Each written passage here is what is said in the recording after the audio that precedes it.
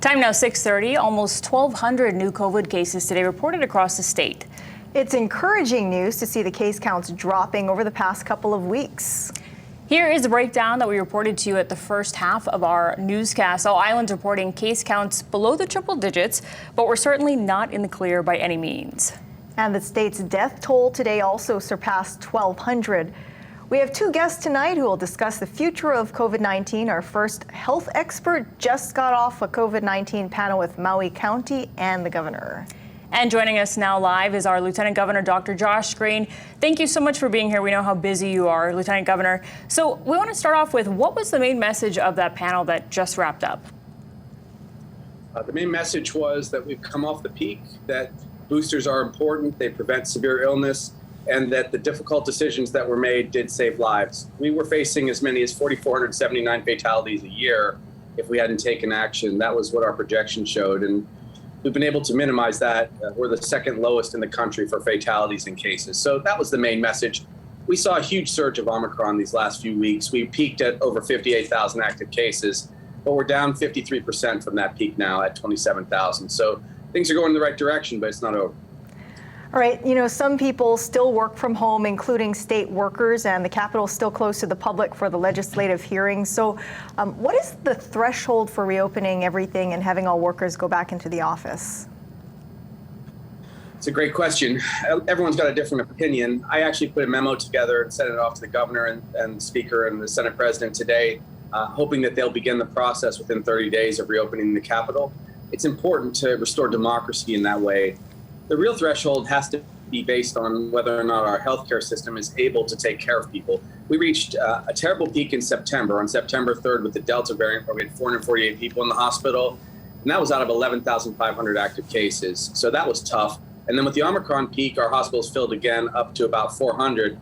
That's now come down 31.8%. So now that we're on the downside of this mountain and people are vaccinated or have actually caught COVID, I think there's no excuse not to return to some normal. That means opening up businesses, is essentially opening up travel, and certainly opening up government. Governor David Iges' latest emergency proclamation signed last week, it didn't have much change from the previous proclamation. So are there any upcoming changes that are in the works that you might be able to share with us regarding the mandates, the rules, even for businesses or things like that? Yeah, I think actually the update is probably the change that won't occur. There had been a contemplated change that would have required boosters for I guess the consideration of being fully vaccinated. But because Omicron has fallen so significantly and people are being so careful, it appears that the governor will not make that rule. And just a few minutes ago, as you probably heard in our conversation with Maui Mayor Victorino, he's pulled back from that requirement. What we're going to steer the governor toward is using healthcare guidance. And healthcare guidance is what we always used to use with departments of health, directors of health, other experts. That means giving people good guidance and letting them make the decisions for themselves. We now have enough immunity to protect ourselves from large surges, though it has been rough, admittedly. So I think healthcare guidance is the future. Also, as we head towards the end of the first quarter, which is to say the end of March, we're not going to have resources from the federal government like we had before to supplant lost wages, to keep other resources available, like to survey people at the airports, doing a lot of the safe travels checks. So I think that probably will coincide with the ending of a lot of those programs. I can't speak for the governor, but a lot of us have begun to recommend to him that we really begin to go back toward normal as long as the cases are lower for the hospitals. All right, for travelers arriving here in Hawaii, including returning residents as well, that option to bypass the mandatory quarantine include being vaccinated or taking a pre-travel test. So what's the status on making boosters required to be considered vaccinated for that Safe Travels program? At this moment, it does not look like that's the direction we're ultimately going to go. The recommendation really was going to be that people were up to date, which is to say you had 2 shots and then you have 5 months to wait until you can get the booster. But the booster, while it's incredibly important to keep people from getting severely ill, is not really that impactful as far as people traveling and then ending up either in our healthcare system or in our hospital. We just don't take care of very many travelers with COVID, almost none. So it's not as consequential. I think really what we're going to see instead is, as we come into the spring, returning much more toward normal, I think people will know what the risks are. They know that they're safer to avoid COVID if they've been boosted. We've had 507,000 people get boosted and 75% of our population fully vaccinated. But I don't think there's going to be as much restrictions or rules. And I think that that's probably the right thing, because we've been the only state to do that. And it did pay off. We kept our cases down second lowest in the country. But we do have to begin to get back to normal, because I don't think people can endure a whole nother year of restrictions. You know, in addition to working as LG, you also are an emergency room physician on the Big Island. So what have you been seeing in the hospitals lately? I've been seeing the normal stuff. I've been seeing heart attacks. I've seen actually a lot of people come in with addiction and mental health challenges. I think that the isolation has made it much worse for people with schizophrenia, bipolar disorder, and if they were drug addicts or trying to stay off of meth, stay off of heroin, they had a really hard time because of the economic despair and the isolation.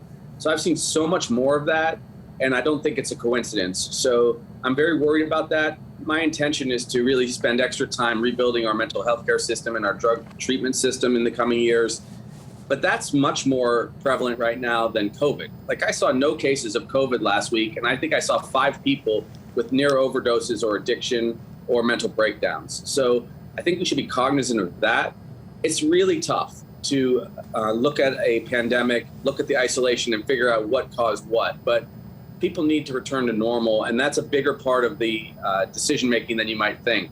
I know people want to make sure we prevent COVID from spreading, and we will do that. But we also have to tend to kind of the broken souls that occurred during this pandemic. And any final thoughts, a message for the public regarding COVID? My recommendation is just be smart like you have been. Hawaii has done something extraordinary. It was second best in COVID spread and COVID mortality because people really stepped up. We use masks more than most states. We got vaccinated much more than almost all states. And we really are an ohana. And now, look out for your neighbor. You know, if they're vulnerable, help them. Don't make any rash moves if we have small spikes of COVID going forward, but expect spring and summer and then subsequently fall to be much safer for us. Look forward to getting back to normal so that we can actually live this beautiful life in Hawaii like we used to. Some really great advice. Thanks so much. And you know, we'd be remiss not to ask you when you plan to announce your candidacy for governor. Look for some fireworks next week. Next week. Okay, great. We'll be standing by. Well, thank you so much, Dr. Green, for joining us tonight. We really appreciate it. Thank you, guys. Take care. You too. Thanks.